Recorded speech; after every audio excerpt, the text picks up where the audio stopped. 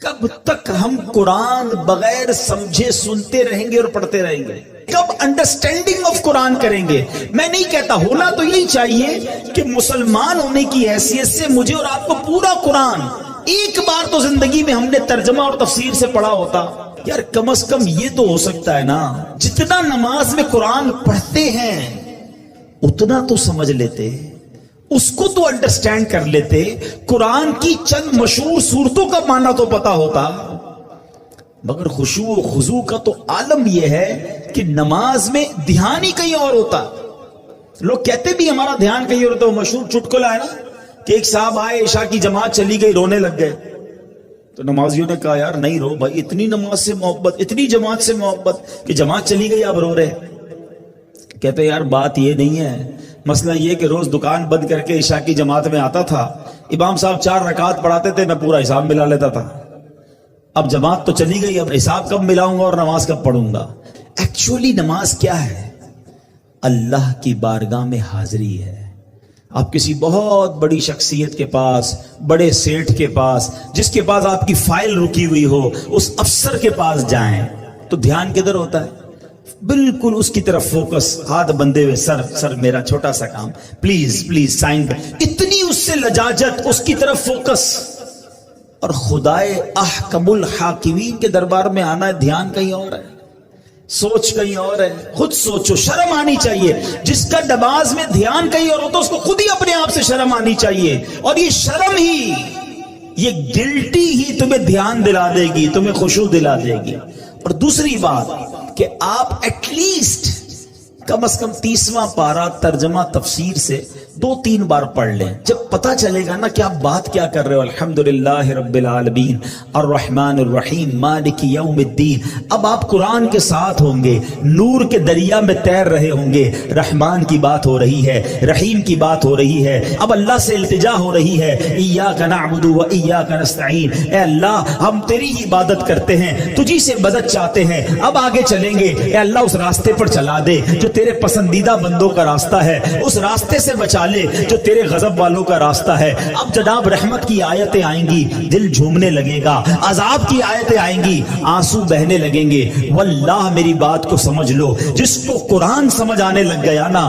کبھی کبھی جب اچھا قاری تلاوت کرتا ہے، امام صاحب تلاوت کرتے ہیں نا، جن کو قرآن سمجھ آ رہا ہوتا ہے نا، وہ کہتے ہیں امام صاحب رکوع میں نہ جائیں، اور تلاوت کریں، اللہ کی اور باتیں سنائیں، ہمیں اور قرآن کی باتیں سنائیں، کیونکہ قرآن کے ساتھ وہ اٹیچ ہو جاتے ہیں۔ لیکن جس کو انڈرسٹینڈنگ ہی نہیں ہے، اس کو کیا فائدہ ہوگا؟ پلیز قرآن سے ایسی دوستی کرو۔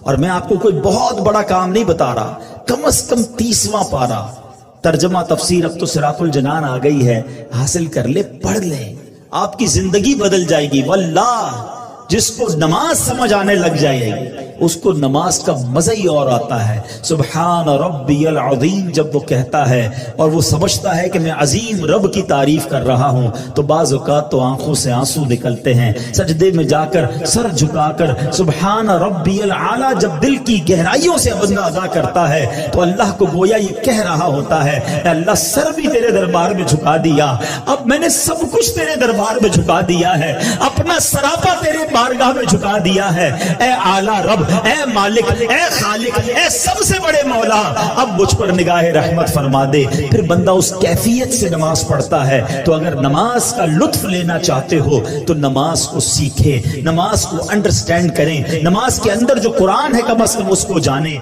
ایک مرتبہ مولا علی کی پنڈلی میں تیر لگ گیا، آپ بہت زبردست بہادر تھے، لڑائی جنگ میں شرکت کرتے تھے، غزوے میں شرکت کرتے تھے، تو آپ کی پنڈلی سے تیر نکالا نہیں جا سکتا تھا۔ تو آپ کے صاحبزادے امام حسن مجتبیٰ نے کہا کہ آپ ایسا کریں کہ اس زمانے میں تو بے ہوشی والا معاملہ تو تھا نہیں، سن کرنے والا یہ بڑی نعمت ہے اللہ کی، یہ زخم لگ جائے، آپریشن ہو جاتا ہے، بندے کو پتہ ہی نہیں چلتا۔ اس زمانے میں تو وداؤٹ آپ سوچیں کہ کسی جگہ کو سن کیے بغیر اگر تیر نکالنا ہے یا جناب کوئی آپریشن کرنا ہے تو کتنا تکلیف کا باعث ہوگا۔ تو آپ کے صاحبزادے نواسہ رسول امام حسن مجتبیٰ رضی اللہ تعالیٰ عنہ فرماتے ہیں کہ ایسا کریں کہ جب نماز پڑھنے ہو نا مولا علی، تو یہ اللہ کی یاد میں بالکل محو ہو جاتے ہیں، آپ کا جسم نرم ہو جائے گا، اللہ کی یاد میں جب ہوتے نا آپ کا جسم نرم و ملائم ہو جائے گا، اس وقت تیر نکال لیا جائے۔ اور ایسا ہی ہوا کہ امام صاحب نے مولانا علی نے جب نماز شروع کی نا تو جو طبیب تھے ڈاکٹرز تھے وہ قریب آئے اور نماز کی حالت میں وہ تیر نکالا. وہ تیر جو نکلتا ہی نہیں تھا, مولا علی کو پتہ بھی نہیں چلا. آپ نے پوری نماز ادا کی, ایسی اللہ کی یاد میں گم ہو کر نماز پڑھتے تھے. جب نماز پڑھ کے فارغ ہوئے تو لوگوں نے کہا کہ حضور اب اپنی نماز دہرا لیجئے, آپ کی پنڈلی سے خون نکل رہا ہے. آپ نے حیرانی سے کہا یہ کب ہوا, مجھے تو پتہ ہی نہیں چلا کہ تم نے نماز کے دوران وہ تیر بھی نکال لیا ہے. اللہ والے ایسے نماز پڑھتے تھے. آج ہماری نمازوں کا عالم کیا. ہم نماز پڑھیں تو ہمیں تو یہ پتہ ہی نہیں ہوتا. کبھی ٹیسٹ کیا کرے اپنا. امام صاحب سلام پھیرے نا, شاید آج ہو سکتا ہے میں کہہ رہا ہوں تو اب یاد کر لیں گے, ورنہ جب بھی نماز سے فارغ ہوں اپنے آپ سے ایک سوال کریں کہ آج امام صاحب نے نماز میں پڑھا سورت کون سی پڑھی تھی, تو سلام پھیرتے ہی یاد نہیں ہوتا. بات کی تو بعد کی بات ہے.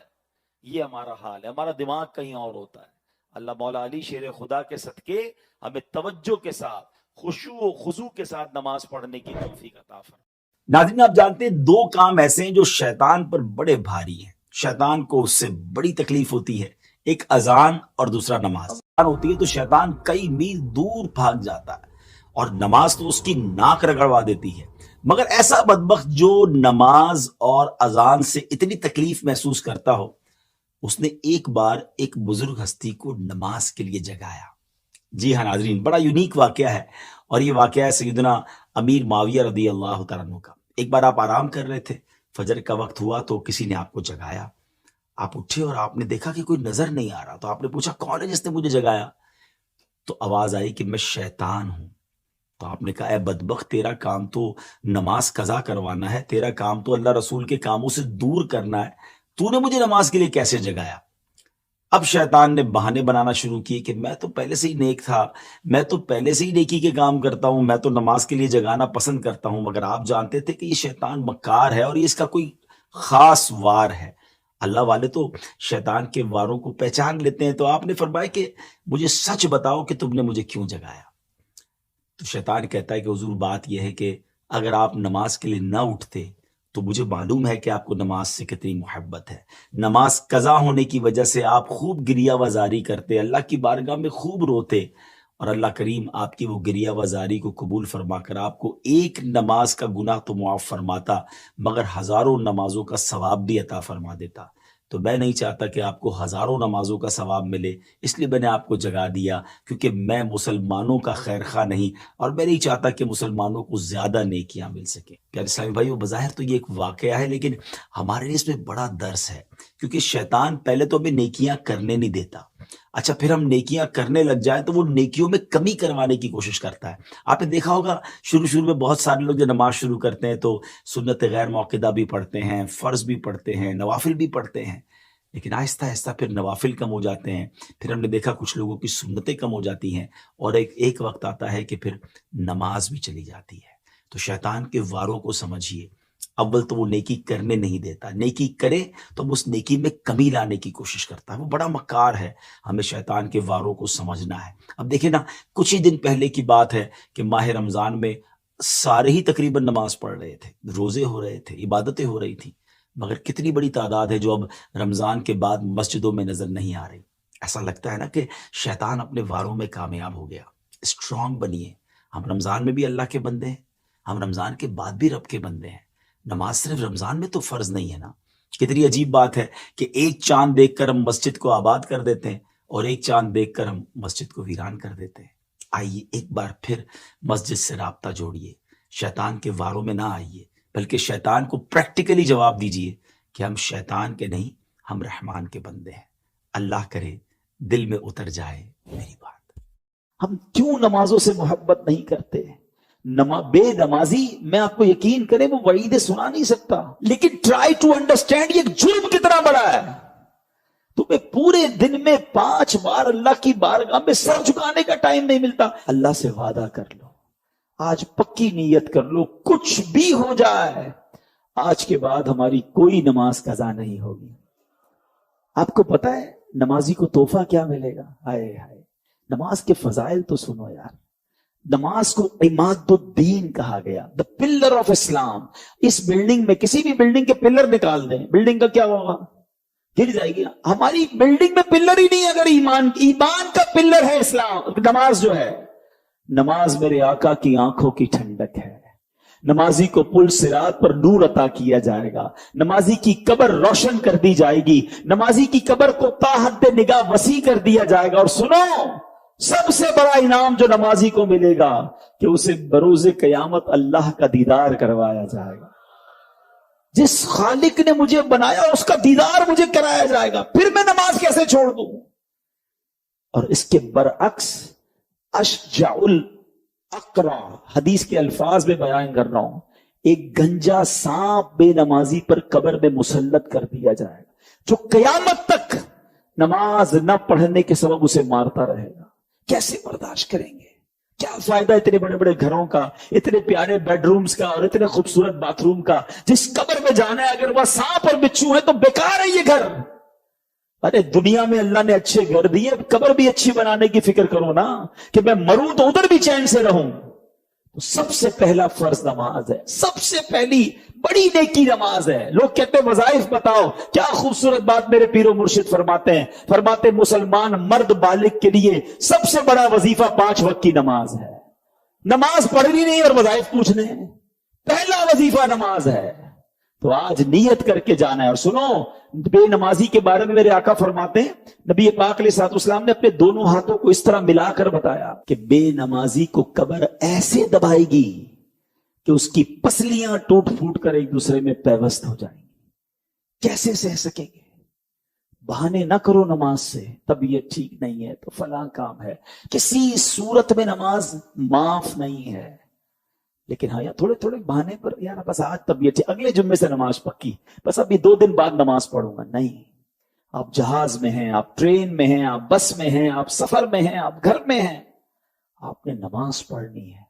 और यकीन करें, खुश नसीब हैं वो लोग जो नमाज के पाबंद हैं। यकीन करें, उनको नमाज के बगैर चैन भी नहीं आता।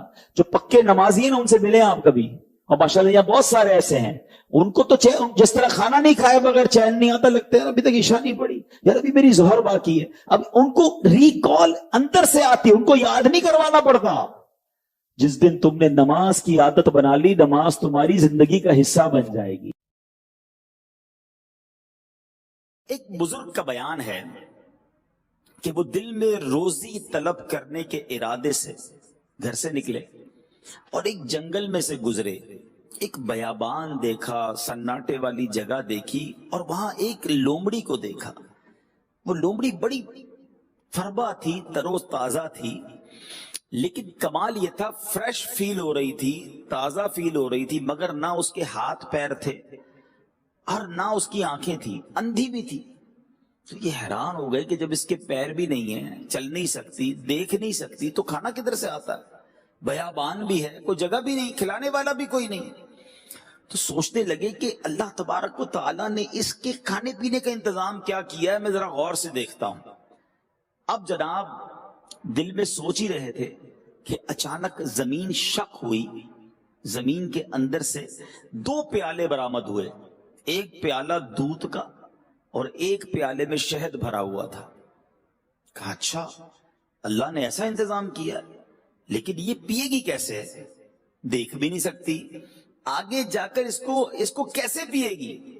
अब यही सोच रहे थे कि देखा कि करीब पहाड़ से एक निहायत खूबसूरत बुजुर्ग जो है वो नीचे तशरीफ लाए और उन दोनों प्यालों को उठाया और लोमड़ी के पास ले गए और जाके लोमड़ी को पिला दिया।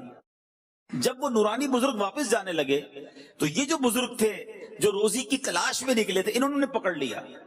कहा हजरत ये बताए आप हैं कौन? ये कौन सी ड्यूटी है आपकी कि आप इतना दूर से आए और इस लोमड़ी को ये 2 प्याले पिलाए आपने? तो वो जो बुजुर्ग थे नूरानी चेहरे वाले कहते हैं मैं एक फरिश्ता हूं और अल्लाह करीम ने मेरी ये ड्यूटी लगाई है, ये खिदमत मेरे सिपुर्द की है कि रोज सुबह शाम यहां आऊं और इस लोमड़ी को पेट भर कर ग़िज़ा खिलाऊं। एक लोमड़ी को ग़िज़ा पहुंचाने का इंतजाम ये था।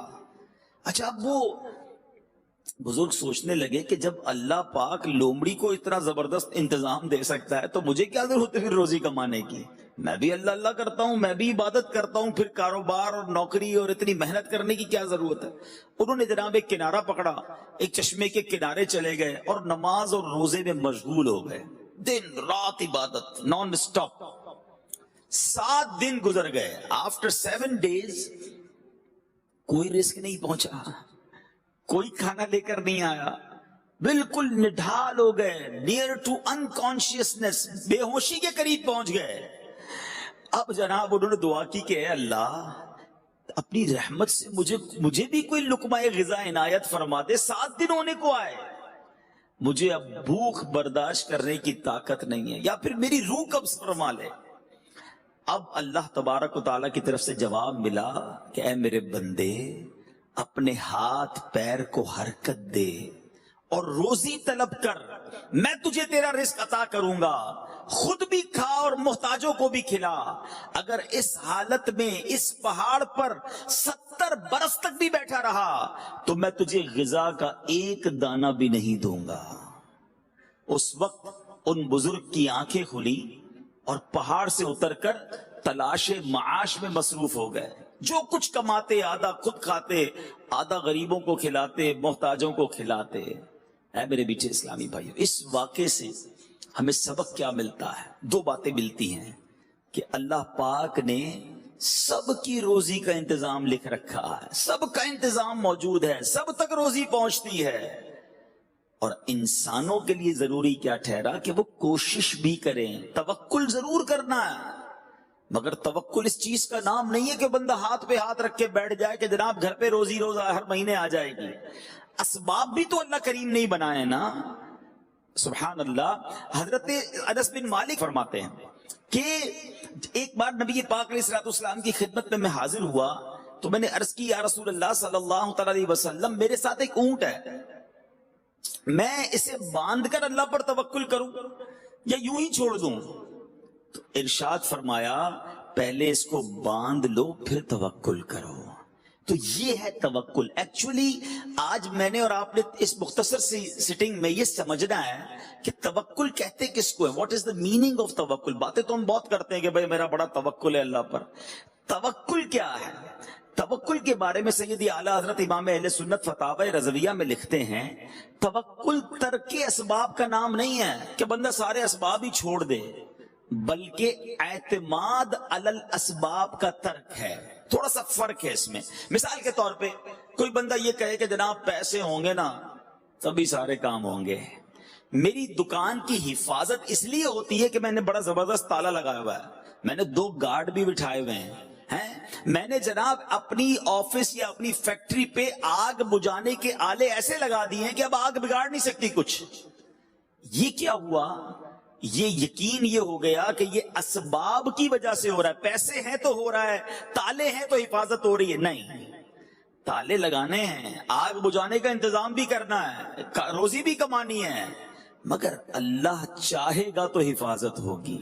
अल्लाह करीम ने चाहा तो ये मसला हल होगा। इसको लॉजिकली समझ लेते हैं। आजकल कोरोना वायरस ने तो सबको बहुत कुछ समझा दिया है। एक ऐसा जरासीम या एक ऐसा जनाब क्या कहें उसको वायरस जो नजर नहीं आता मगर सारी दुनिया को लॉकडाउन कर दिया है। पिछले दिनों मुझे कॉल आई यूएई से, हमारे जानने वाले थे, उनके चचा को कोरोना हो गया। उन्होंने कहा कि अब्दुल हबीब भाई कोई भी हॉस्पिटल, उस वक्त कराची की पोजीशन बड़ी डिजास्टर थी और हॉस्पिटल फुल थे, कोई भी हॉस्पिटल हो आप किसी तरह इनके लिए इंतजाम कर दें। मैं उनको जानता हूं, वो 1-2 करोड़ रुपए भी खर्च कर सकते थे, उनके लिए पैसा कोई चीज नहीं था, मगर बेबसी नजर आ रही थी और अगले 2-3 दिनों में उनका इंतकाल हो गया। अल्लाह पाक उनकी मगफिरत फरमाए, दरजात बुलंद फरमाए। हमें यकीनन उन सब से हमदर्दी है मुसलमानों से जो कोरोना की वजह से दुनिया से गए या किसी और बीमारी की वजह से गए, मगर ये समझ तो आ रही है ना कि मैं कुछ नहीं हूं, असबाब कुछ नहीं है, कोई तो है जो निजाम हस्ती चला रहा है। मेरे पास अपनी कुछ भी सारी चीजें जमा हो जाएं, अगर रब ने नहीं चाहना तो कुछ नहीं हो सकता। सारे पैसे आपके पास हो, दुनिया का बेस्ट डॉक्टर आप हायर कर लें, दुनिया का बेस्ट हॉस्पिटल आप अपने लिए चूज कर लें, अगर अल्लाह ने शिफा नहीं देनी तो शिफा नहीं मिलनी। और गरीब है, फकीर है, पैसे भी नहीं है और कैंसर जैसे मर्ज में मुब्तला हो गया है, मेरे रब ने चाहना है तो रात बीमार सोता है, सुबह सेहतियाब हो जाता है, वो बगैर दवाई के शिफा अता फरमा देता है। तो दैट इज तवक्कुल कि असबाब जरूर कीजिए मगर ये ना समझिए कि अब असबाब हो गए तो काम अपना हो गया है। शैतान है ना अजीब अजीब बातें सुझा रहा होता है, यार पैसे बहुत जरूरी हैं जनाब, पैसे होंगे तो मदीने भी तो जाएंगे ना, हज पे भी तो जाना है। अरे ये भी बहुत सारे लोगों ने से देख लिया होगा कि करोड़ोंपति अरबोंपति लोग होते हैं, सारी दुनिया देखी होती है, नहीं देखा तो काबा नहीं देखा, मदीना नहीं देखा होता। और आपने भी देखे, मैंने भी देखे, ऐसे ऐसे गरीब जिनके पास अपना घर नहीं है, आका ने बुलाया तो कितनी बार मदीना देख लिया। कहां का मनसब, कहां की दौलत, कसम खुदा की है ये हकीकत कि जिन्हें बुलाया है मुस्तफा ने वही मदीने को जा रहे हैं। तवक्कुल बहुत जरूरी है, अल्लाह पर भरोसा। सुभान अल्लाह। अब इसके फजाइल इतने हैं कि जो बंदा अल्लाह पे भरोसा करता है, इसके फजाइल कुरान और हदीस में कैसे बयान हुए। अल्लाह के प्यारे कलाम कुरान मजीद फुरकान हमीद का पारा नंबर है 4, सूरह आले इमरान आयत नंबर 159 में अल्लाह करीम इरशाद फरमाता है, बिस्मिल्लाहिर रहमानिर रहीम, फ़इज़ा अज़म्त फ़तवक्कल अलल्लाह, इन्नल्लाह युहिब्बुल मुतवक्किलीन। और जो किसी बात का पक्का इरादा कर लो तो अल्लाह पर भरोसा करो, बेशक तवक्कुल करने वाले अल्लाह को प्यारे हैं। जो भरोसा करते ना अल्लाह पर। प्रॉब्लम पता है क्या हो गया है, आज के इस मादी दौर में हमें बहुत सारी चीजों पर भरोसा है, हमें सब पर भरोसा है, कहते नहीं मगर हाल यह है कि रब पर भरोसा नहीं है। तवक्कुल करने वाले के बारे में कैसा नवाजा जाता है। आजकल डिफिकल्टीज हैं, कारोबार के प्रॉब्लम्स चल रहे होते हैं, प्रोजेक्ट रुक जाते हैं, डिफिकल्टी में आ जाते हैं। जब तवक्कुल नहीं होता ना तो इसका अपोजिट पता है क्या होता है। बंदे को जब अल्लाह पे भरोसा नहीं रहता ना तो वो मायूसी की तरफ, डिप्रेशन की तरफ, हराम की तरफ, झूठ की तरफ, और एक वक्त आता है कि खुदकुशी की तरफ चला जाता है, क्योंकि उसे ये फील होने लगता है कि मैं फंस गया हूं, कौन निकाल सकता है मुझे, मैं तो इतनी बड़ी डिफिकल्टी में आ गया कि अब तो निकल ही नहीं पाऊंगा। ये वो स्टेज होता है जब तवक्कुल की हाजत होती है। बंदे को रब पे भरोसा हो कि मैं कितना ही कमजोर सही, मुसीबत कितनी बड़ी सही, अरे मुझे लग रहा है मैं नहीं निकल सकूंगा, मगर मेरा खालिक वो है जो इन्नल्लाह अला कुल्ली शैइन कदीर है, उसके लिए मुश्किल कुछ भी नहीं है। वो कुन फरमाता है तो फयकून हो जाता है। मेरी मुश्किल उसके लिए क्या है। लेकिन प्रॉब्लम यह है कि हम अल्लाह पर भरोसा नहीं करते। हदीस पाक सुनिए, नबी पाक अलैहिस्सलातु वस्सलाम फरमाते हैं, और ये तिर्मिज़ी शरीफ की हदीस है, अल्लाह के नबी फरमाते हैं, अगर तुम अल्लाह पर इस तरह भरोसा करो जैसा उस पर भरोसा करने का हक है। ये बात है कि जैसा हक है, जिस लेवल का भरोसा करना है, उसको अपना खालिक मालिक सब कुछ जानना है, फिर मिलेगा क्या। अल्लाह के नबी फरमाते, वो तुम्हें इस तरह रिस्क अता फरमाएगा जैसे परिंदों को अता फरमाता है, कि वो सुबह के वक्त खाली पेट निकलता है और शाम को सैर होकर लौटता है। जितने परिंदे हैं दुनिया में, कभी आपने किसी घोंसले में कबर्ड या फ्रिज देखा? कुछ नहीं होता। जब वो सुबह निकलते सारे खाली पेट होते हैं, मगर शाम जब वो लौटते हैं तो सबको अल्लाह ने रिस्क दे दिया होता है। भरोसा है ना, उनको टेंशन नहीं है। हम अशरफुल मखलूकात है, हमारी टेंशन ही खत्म नहीं होती। इस प्रोजेक्ट के बाद अगले प्रोजेक्ट का क्या होगा, ये माल नहीं बिका तो फिर क्या होगा, सिरिये का रेट बढ़ गया तो फिर क्या होगा। टेंशन में ही जिंदगी गुजर रही है। मसला क्या है कि ना शुक्र रहा ना अल्लाह पर भरोसा रहा। ये दो चीजें हमसे गई, लाइफ से एंजॉयमेंट भी खत्म हो गई और टेंशनों ने बसेरा डाल दिया है। एक बादशाह था और उस बादशाह के पास बड़ा पैसा था। जाहिर है बादशाह तो बादशाह ही होता है, बहुत पैसे होते हैं, मगर उसे नींद नहीं आती थी। रात को सोचता ही रहता था, टेंशनें रहती थी। उसने अपने वजीर को बुलाया, कहता मैं रात को जब सोता हूं मुझे टेंशन रहती है, नींद नहीं आती, फ्रेश नहीं होता। मैं जब भी खिड़की खोल के बाहर अपने खादिमों को देखता हूं, गुलामों को देखता हूं, बड़े मजे से सो रहे होते हैं, हंस खेल रहे होते हैं, इनके चेहरे पे कोई टेंशन भी नहीं है। मेरे पास बहुत कुछ है और टेंशन है, इनके पास कुछ भी नहीं फिर भी फ्रेश है। तो बादशाह सलामत, इसको समझने के लिए आपको 99 नंबर वाला फार्मूला यूज करना होगा। अब जरा आज सारे बिल्डर भाई ये फार्मूला समझ जाओ। उसने बादशाह के गुलाम को बुलाया कि जरा करीब आओ। اور بادشاہ سلامت سے کہا کہ ذرا 100 اشرفیوں کا ایک انعام کی تھیلی مجھے دیں. 100 اشرفیاں اٹ مینس 100 گولڈ کوئنز, سونے کی اشرفیاں. بادشاہ سے وہ تھیلی لی اور اس میں سے ایک کوئن اس نے نکال کر جیب میں رکھ لیا, ایک اشرفی, اور 99 کا تحفہ اس غلام کو دیا کہ جاؤ تمہیں بادشاہ نے 100 اشرفیوں کا تحفہ دیا. وہ تو بہت خوش, کبھی زندگی میں اتنی اشرفیاں نہیں دیکھی تھی. دوڑا دوڑا گھر گیا, گھر والوں کو بتایا مبارک ہو, کیا ہوا؟ بادشاہ سلامت نے 100 اشرفیاں دی ہیں. ارے کمال ہو گیا صاحب, نے تو دن پھر گئے, سارے گھر والے خوش, ایوری بڈی بیکم ہیپی. تھوڑی دیر بعد جب بہت خوش ہو گئے, بڑا انجوائے کیا, کھانا بھی بڑا اچھا لگا. آپ کا بھی جب ڈیل اچھی ہوتی ہے اس دن کھانا بھی بڑا اچھا لگتا ہے, پتہ ہے بندہ اس دن فروٹ بھی گھر والوں کے لیے لے کے جاتا ہے. ارے آج ڈیل بڑی اچھی ہوئی ہے, سودا پلاٹ بڑا کمال کا بکا ہے. جس دن ڈیل اچھی ہو اس دن موڈ اچھا, جس دن مندہ ہو اس دن ہمارا بھی موڈ خراب, گھر والوں کا بھی موڈ خراب کر دینا ہے. ان کا کیا قصور تھا بھائی؟ اب یہی ہو رہا ہے اس غلام کے گھر میں, سب لوگ خوش, وہ دال روٹی بھی اچھی لگ رہی ہے ان کو. بعد میں بچوں نے کہا ابا جان کبھی اشرفیاں دیکھی نہیں ہیں, دکھائیں تو صحیح, ہم بھی تو دیکھیں کیسی ہیں وہ اشرفیاں. باپ نے کہا چلو کھولتے ہیں. کھولی تو وہ پورا ڈھیر لگ گیا. اچھا ابو ہم گن لیں؟ کہا چلو گنو, بچوں کو خوشی ہوتی ہے. بچوں نے گنا تو کہا ابو یہ تو 99 ہیں, 100 نہیں ہے. ارے تم کو گننا نہیں آتا, دوبارہ گنو. دوبارہ گنی 99. ابو پھر 99 ہیں. ہٹ آٹو میں گنتا ہوں. اب اس غلام نے, اس کی بیوی نے گنی, پھر 99. ایک کدھر گئی؟ بادشاہ سلامت کے دربار سے تو پوری ملی ہوں گی. اب بیوی کہتی تم سے سنبھلتی نہیں کوئی چیز, اتنی بڑا تحفہ ملا تم یہ تھیلی نہیں سنبھال سکے. اتنی قیمتی ایک اشرفی کی قیمت پتہ ہے تمہیں؟ کبھی زندگی میں دیکھی تھی؟ وہی گرا کے آ گئے. اور بیٹی کہتی نہیں امی ابو یہیں کسی دراز کے نیچے, کبٹ کے نیچے گر گئی ہوگی. اب جناب اس گھر کی کرسیاں اٹھی, درازیں اٹھی, پلنگ اٹھی, ہنگامہ, ساری رات اشرفی ڈھونڈتے رہے اور لڑائی ہوتی رہی. تم نے کھو دی, شرمندہ کرتے رہے, ڈانٹتے رہے شوہر کو. صبح وہ غلام جب واپس بادشاہ کے دربار میں گیا تو آنکھیں سوجی ہوئی, لال, جو روز بڑی پکی نیند سوتا تھا وہ بادشاہ کے دربار میں آیا. وزیر نے بلایا, ادھر آؤ, تمہاری آنکھوں کو کیا ہوا؟ بادشاہ بھی بیٹھا.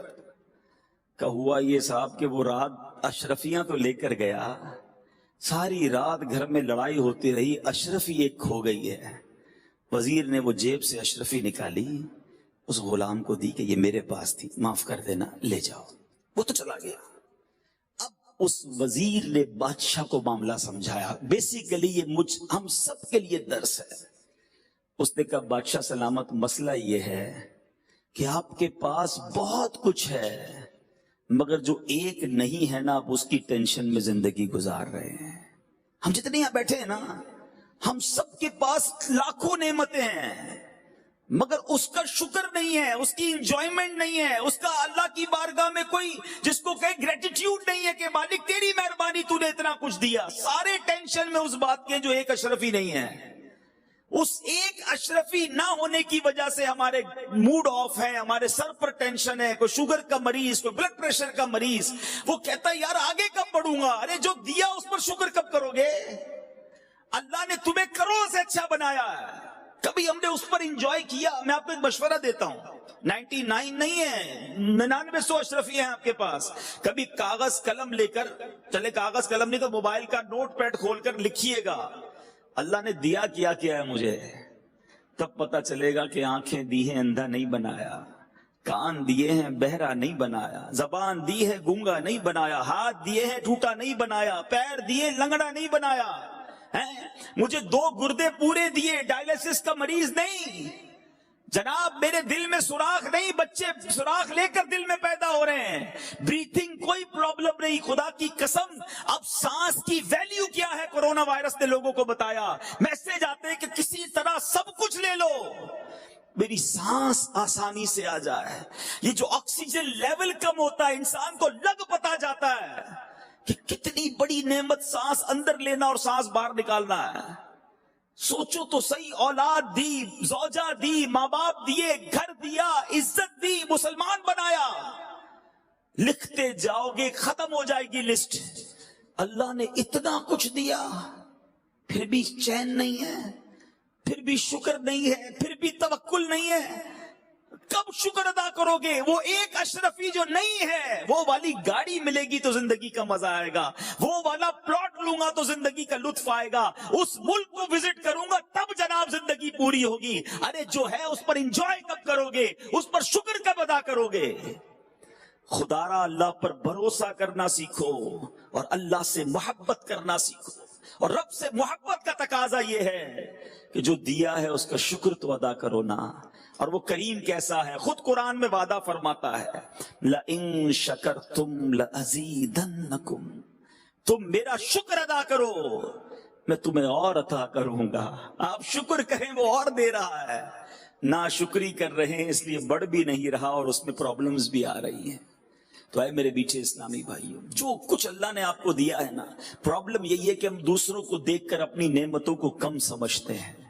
آپ اپنے سے پیچھے والوں کو دیکھو نا، کتنی بڑی بڑی پریشانیاں ہیں۔ یہ جو آکسیجن ہے نا، آپ نے پڑھا ہوگا، میں نے بھی ایک پوسٹ پڑھی تھی، عرب شریف میں ایک بندے کو سانس کا پرابلم ہوا، ہاسپٹل میں داخل ہوا، 12 دن کے بعد جب اس کو ہاسپٹل سے رہائی ملی تو 1000 کے قریب درہم کا اس کو بل بنا کے، 1000 ریال کا بل بنایا۔ تو اس نے کہا کیوں، کس چیز کا بل ہے؟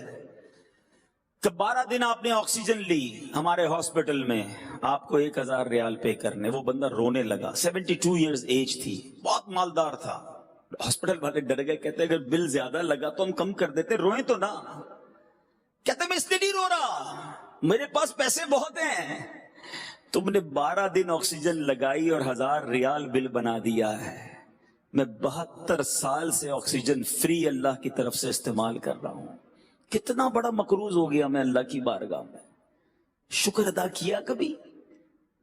کیا کہتے ہیں، آکسی میٹر آج کل لوگ لگا رہے ہیں نا کہ یار آکسیجن پوری آ رہی ہے کہ نہیں آ رہی ہے۔ یہ کبھی سوچا تھا کہ مجھے اور آپ کو یہ چیک کرنا پڑے گا؟ ساری زندگی آکسیجن لیتے رہے، یوز کرتے رہے، اللہ کا شکر کب ادا کیا؟ اور جب تک یہ اللہ سے محبت والا معاملہ ڈسٹرب ہو جاتا ہے نا، جب یہ ڈسٹرب ہوتا ہے، توکل ڈسٹرب ہوتا ہے، تو پھر کیا ہوتا ہے کہ پھر بندہ حرام کی طرف چلا جاتا ہے۔ اللہ پر بھروسہ تو رہا نہیں، کدھر سے بھی آتا ہے پکڑ لو، اور اس حرام کی روزی کی وجہ سے پھر انسان بربادی کی طرف جاتا ہے۔ عاشق اکبر ہے، افضل البشر بعد الانبیاء بالتحقیق، تمام انبیاء اور رسول کے بعد کائنات کی سب سے افضل ہستی ہیں۔ غلام نے دودھ پیش کیا، آپ نے دودھ پیا۔ غلام نے عرض کی حضور میں جب بھی آپ کے سامنے کوئی چیز لاتا تھا آپ ہمیشہ پوچھتے تھے کدھر سے لائے ہو، آج پوچھا نہیں آپ نے؟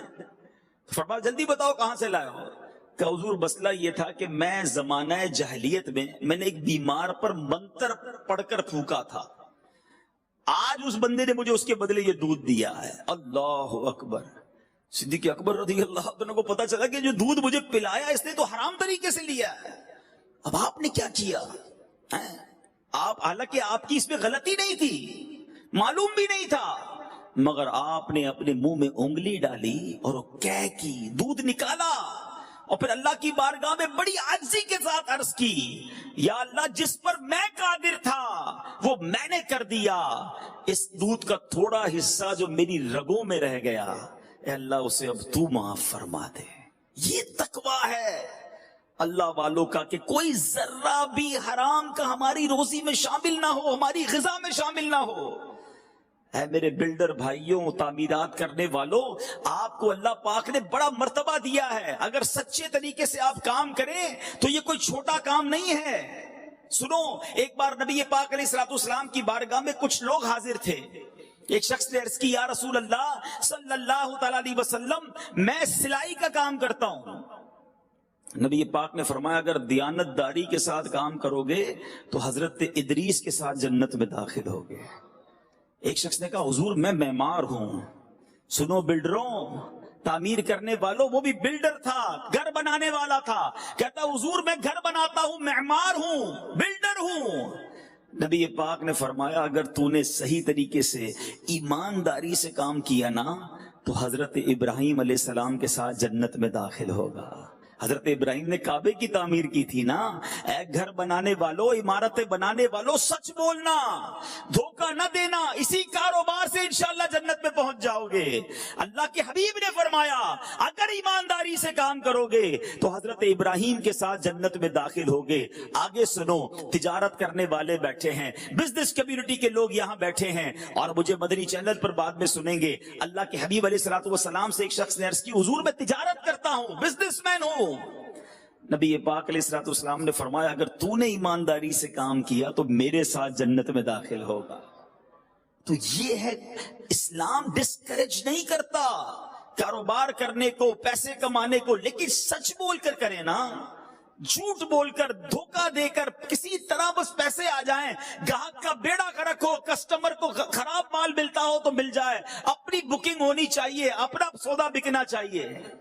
یہ ایک بار کر لو گے, دو بار کر لو گے. اچھا بزرگ اور جو سینئر لوگ بیٹھے میری بات کو سیکنڈ کریں گے کہ جو سچ بولتا ہے, پراپر چیز دیتا ہے. میں ایسے بلڈروں کو بھی جانتا ہوں بتاتے کم ہے دیتے زیادہ ہیں. پہلے بتائیں گے یہ چیزیں ہوں گی, اس سے اچھی لگا کر دیں گے. ان کا کاروبار کم نہیں ہوتا, ان کو لوگ پہلے سے بکنگ کروا رہے ہوتے ہیں. سچ کو آنچ نہیں ہے.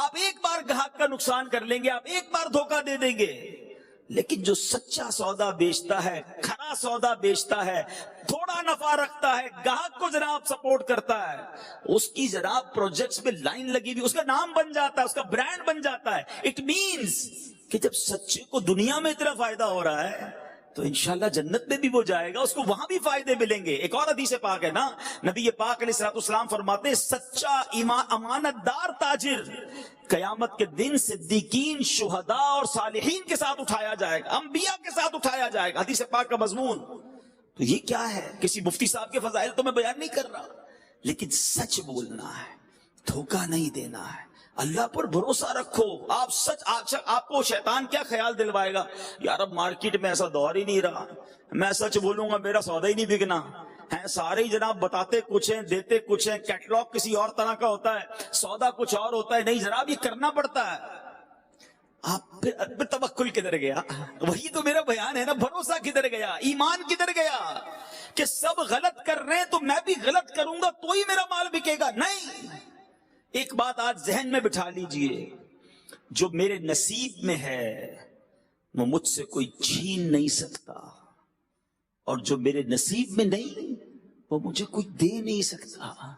تو جو آپ کے مقدر میں نا وہ آپ کے گھر تک پہنچے گا. آپ صبر تو کریں, سچ بولیں, دھوکہ نہ دیں, حلال کا ذہن رکھیں. اور سبحان اللہ, حلال روزی کدھر پہنچاتی ہے انسان کو.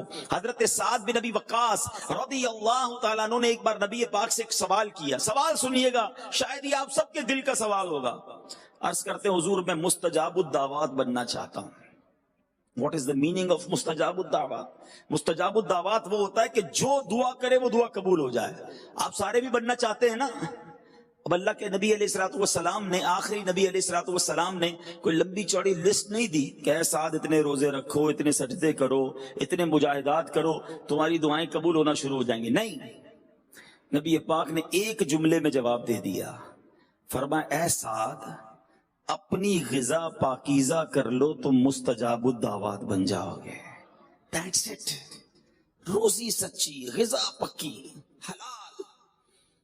اللہ کے بندے کس طرح اللہ پر بھروسہ کرتے اور اپنے بچوں کو بھی توکل سکھاتے تھے. آج تو ہم نے اپنے بچوں کی بھی ٹریننگ کی, بیٹا دیکھ پیسہ ہوگا تو کامیاب ہوگا, دنیا میں پیسے کے علاوہ کچھ نہیں ہے. جب آپ اپنے بچوں کو, اپنے جونیئرز کو یہ ٹرین کرتے ہیں نا تو خود غرضی پیدا ہو جاتی ہے. آج کوئی کسی کو قرضہ نہیں دیتا ہے, قرضے پہ بھی سود لینا ہے, یار پیسے پہ پیسہ ملے گا تو دوں گا, کیونکہ رحم دلی ختم ہو گئی نا. مائنڈ سیٹ یہ بن گیا کہ پیسہ ہی ہوگا تو سب کچھ ہوگا. پہلے تو یہ ذہن سے نکال دو, اگر پیسے سے ہی خوشیاں ملتی ہوتی تو کوئی امیر پھر غم زدہ نہ ہوتا, کسی امیر کو کوئی ٹینشن ہی نہ ہوتی. ہم تو دعوت اسلامی کا شعبہ یہی رکھتے ہیں, بزنس کمیونٹی اور پرسنالٹی سے ملتے. یقین کریں آپ بھی یہاں بیٹھے ہیں, آپ کو بھی تجربہ ہوگا, بڑے بڑے مالدار جب اکیلے میں مل کر اپنی پوزیشن بتاتے ہیں, اپنے مسائل بتاتے ہیں, تو بندہ حیران ہو جاتا ہے کہ یار اتنا دکھی ہے, اس کے گھر میں اتنے مسائل ہیں. تو پیسے سے غم دور نہیں ہوتے, اللہ چاہے تو خوشیاں ملتی ہیں. حضرت احمد بن حرب رحمت اللہ تعالی، اپنی آخری بات کر کے گفتگو ختم کرتا ہوں تاکہ ہم خود بھی توکل کریں، اپنے بچوں کو بھی توکل سکھائیں۔ آپ کے بارے میں آتا ہے کہ آپ نے اپنے بچے کی کمال کی ٹریننگ کی۔ بچے کو کہا جب بھوک لگے، گھر میں ایک بڑا سا یوں سمجھے کہ کھڑکی تھی، تو آپ نے بچے سے ہی کہا کہ بیٹا جب تمہیں کھانا کھانا ہونا تو اس کھڑکی کے پاس جا کر اللہ سے دعا کرنا کہ یا اللہ مجھے کھانا دے دے، یا اللہ مجھے روزی دے دے، تمہیں کھانا اس کھڑکی سے مل جایا کرے گا۔ اور اپنی زوجہ سے کہا کہ جب کھانے کا وقت ہو تو کھڑکی پہ پیچھے سے کھانا رکھ دینا۔ بیٹا روز جاتا، کھانے کا وقت ہوتا کہ یا اللہ مجھے کھانا دے دے، بیوی ان کی والدہ جو تھی وہ پیچھے سے تھالی رکھ دیتی، وہ کھانا اٹھاتا۔ اس کو بچپن سے یہ فیل کروایا جا رہا تھا کہ روزی دینے والی ذات رب کائنات کی ہے۔ وہ بیٹا یہی کرتا رہا، یہی کرتا رہا۔ ایک دن ان کی بیٹی، ان کی جو زوجہ تھی، وہ گھبرائے ہوئے حضرت احمد بن حرب کے پاس آئی کہ آج تو کمال ہو گیا۔ کیا ہوا؟ کب آج کھانے کا ٹائم ہوا میں لیٹ ہو گئی، جب میں دوڑی دوڑی وہاں گئی تو دیکھا بچہ خود ہی کھانا کھا رہا ہے۔ میں نے کہا بیٹا یہ کھانا کہاں سے آیا؟ کہا روز اللہ بھیجتا ہے، آج بھی اللہ کی طرف سے آیا۔ تو حضور یہ بتائیں آج کا کھانا کدھر سے آیا؟ تو حضرت احمد بن حرب کہتے ہیں مجھے اسی دن کا انتظار تھا۔ اب تم نے کھانا نہیں رکھنا، اب اللہ کریم اسے اپنے غیب کے خزانوں سے عطا فرمائے گا۔ جب لیول آف توکل یہ ہوتا ہے نا تو غیب کے در کھلتے ہیں، رزق کے دروازے کھلتے ہیں۔ اللہ کریم نے قرآن میں وعدہ فرمایا ہے جو اللہ سے ڈرے اللہ اس کے لیے نجات کا راستہ نکالے گا اور اسے وہاں سے روزی دے گا جہاں اس کا گمان بھی نہیں جائے گا۔ جو اللہ پر بھروسہ کرے اللہ اس کے لیے کافی ہے۔